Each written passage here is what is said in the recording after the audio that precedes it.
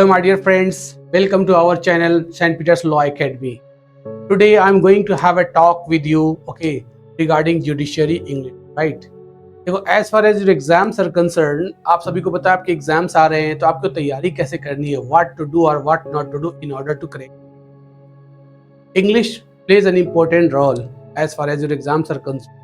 Therefore, first of all, you have to make up your mind. आपको सबसे पहले decide करना हो कि हमें करना क्या और क्या नहीं करना. ठीक है.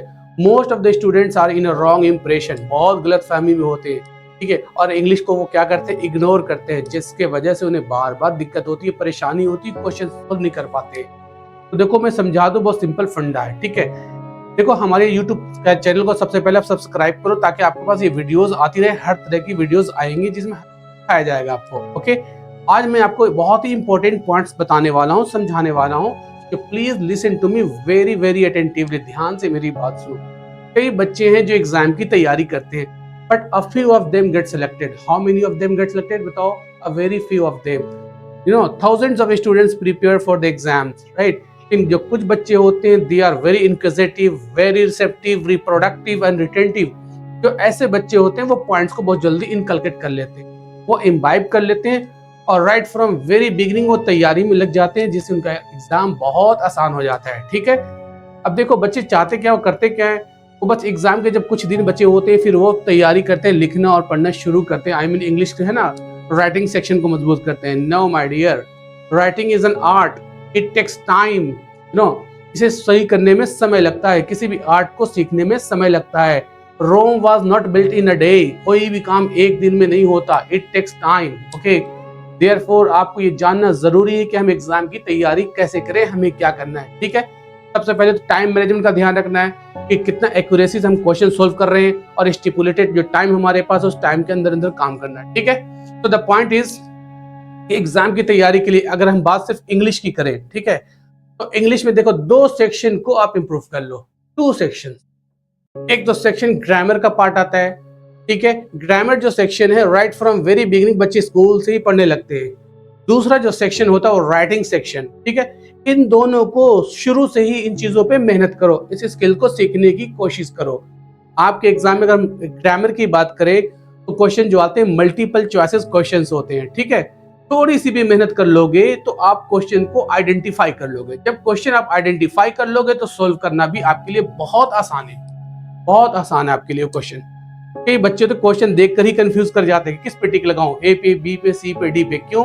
क्योंकि वो कंफ्यूज कर जाते हैं क्वेश्चन देखकर. ठीक है. क्वेश्चन समझ नहीं पाते, आइडेंटिफाई नहीं कर पाते. सबसे पहला काम आपका आइडेंटिफाई करना. ठीक है. अब आपके जो ग्रामर का सेक्शन है, उसमें क्या क्या आता है आपको अच्छे से पता है, राइट. एक आता है पार्ट्स ऑफ स्पीच. ग्रामर जो पार्ट्स है इंग्लिश के, पार्ट्स ऑफ स्पीच देखो स्कूल में क्लास 2nd और 3rd से पढ़ाना शुरू कर दिया जाता है. ठीक है. एक बार you must have a glance. Okay. You must have a bird's eye view. सरसरी नजर से सारे पॉइंट्स को आप समझ लो, देख लो.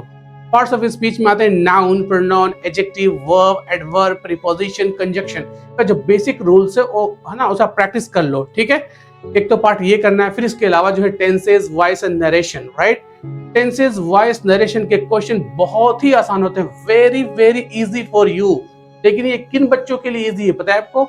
जो बच्चे क्वेश्चन देखकर पहचान लेते हैं, आइडेंटिफाई कर लेते हैं. अगर वो क्वेश्चन देख रहे हैं, देखकर वो समझ नहीं पा रहे हैं, पहचान ही नहीं पा रहे हैं, कौन सा टेंस है, ये सिंपल प्रेजेंट है, ये सिंपल पास्ट है, कंटिन्यूअस है, परफेक्ट कंटिन्यूअस है, अगर इसी में वो कंफ्यूज हो रहे हैं, तो it will become very very difficult for them.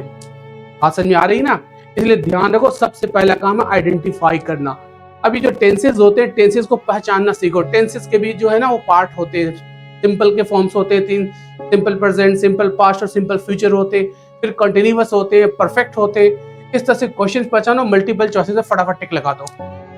मैं तो देखोगे, हमारी वीडियोस देखोगे, कई वीडियोस अपलोड हुई हैं जिसमें आप ये देखोगे कितना आसान होता है सोल्व करना. सिर्फ क्वेश्चन को, हम पूरे क्वेश्चन को भी नहीं पढ़ते. ठीक है. उसके 4 ऑप्शंस होते हैं, चारों ऑप्शन भी नहीं पढ़ना. तो आपको करना क्या है, सिर्फ उसके वर्ब को देखना है. देखो, टेंसेस, वॉइस और नरेशन में सिर्फ आप उसके वर्ब के फॉर्म को देखोगे. ठीक है. सिर्फ वर्ब को देखने में कितना समय लगेगा? मात्र 2 second. It will hardly take 2 seconds, right. तो ये 2 सेकंड में आप क्वेश्चन देखोगे और तुरंत उसका आंसर आपके दिमाग में आ जाएगा. क्वेश्चन देखो, आंसर क्लिक कर जाएगा. यस.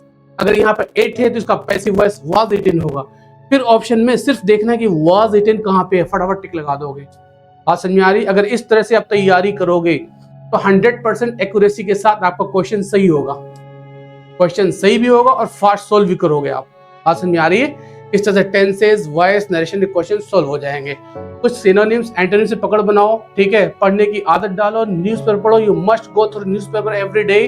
और जो भी आपके इर्द गिर्द जो घटनाएं घट रही हैं, ठीक है, वो नेशनल लेवल पे, इंटरनेशनल लेवल, हर तरह के न्यूज़ को try to cultivate the habit of reading books, newspaper, magazine and whatever you want, ठीक है। तो एक सेक्शन तो ग्रामर का हो गया। ग्रामर में आपको मेहनत, मैंने कहा ना, बेसिक चीजों पे करना है, ठीक है। उसमें सारे आते हैं, प्रीपोजिशन, कंजक्शन, ये आ जाते हैं। अब इनकी मदद से फिर आपका राइटिंग सेक्शन भी सही हो जाएगा।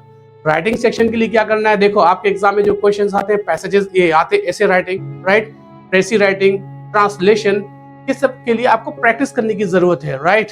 देखो, to be a cyclist you will have to cycle. अगर आप साइक्लिस्ट बनना चाहते हो तो आपको साइकिलिंग करना ही पड़ेगा, माय डियर।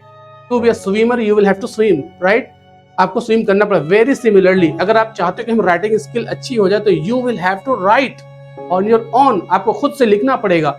लिखने के लिए हमें सबसे पहले थॉट्स होने चाहिए, ठीक है, और उसके क्या करना, एक्वायर करने के लिए आपको पढ़ना पड़ेगा। इन्फॉर्मेशन जो देश विदेश में जो घटनाएं घट रही है, उन पॉइंट्स को लिखना है कि क्या हमारे इर्द गिर्द हो रहा है, ठीक है। हर पॉइंट ऑफ व्यू को देखो, सारे पॉइंट्स को, और उसको try to jot down, try to make a jotting diary. एक जोटिंग डायरी बनाओ जहाँ पे इंपॉर्टेंट पॉइंट्स है, जो घटनाएं घट रही हैं, और कमोबेश सारे जितने भी पैसेजेस के टॉपिक आते हैं, बातें तो सारी वही होती, लैंग्वेज तो सारे वही होते, जो सुबह से शाम तक आप बातें करते हो, बोलते हो, सारे वर्ड्स तो वही होते, सारे फ्रेजेस तो वही होते।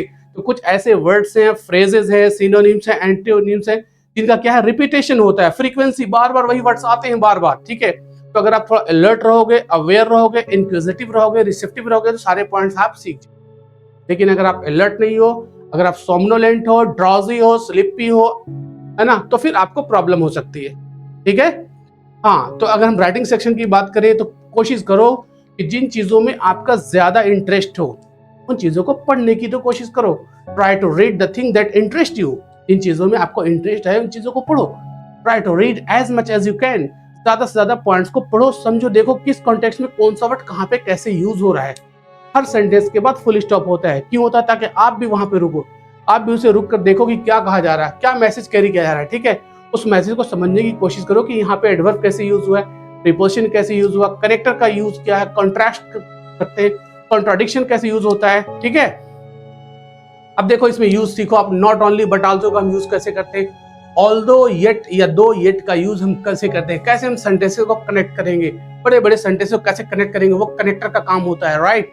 Not only but also, either or, neither nor, whether or, prefer to, sooner than, rather than, ऐसे मैनी मोर एडवर्ब्स।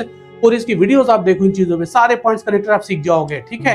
फिर कुछ सिलेक्टेड प्रीपोजिशंस होते हैं, कौन से वर्ड के साथ कौन सा प्रीपोजिशन आता है। अगर आप कोई वर्ड यूज करो, एक्यूज, तो एक्यूज के साथ क्या आता है, आपको पता होना चाहिए कि he was accused of thefts, he was charged with, charge के साथ क्या लेते हैं, विद लेते हैं। कॉन्फिडेंट है तो ऑफ लेंगे, कॉन्फिडेंस यूज कर रहे हो तो इन लोगे। देखो, कॉन्फिडेंट ऑफ, कॉन्फिडेंस इन, कितना चेंज हो जा रहा है, राइट। तो इट मैटर्स, देयरफॉर इन चीजों को सीखना पड़ेगा, ठीक है।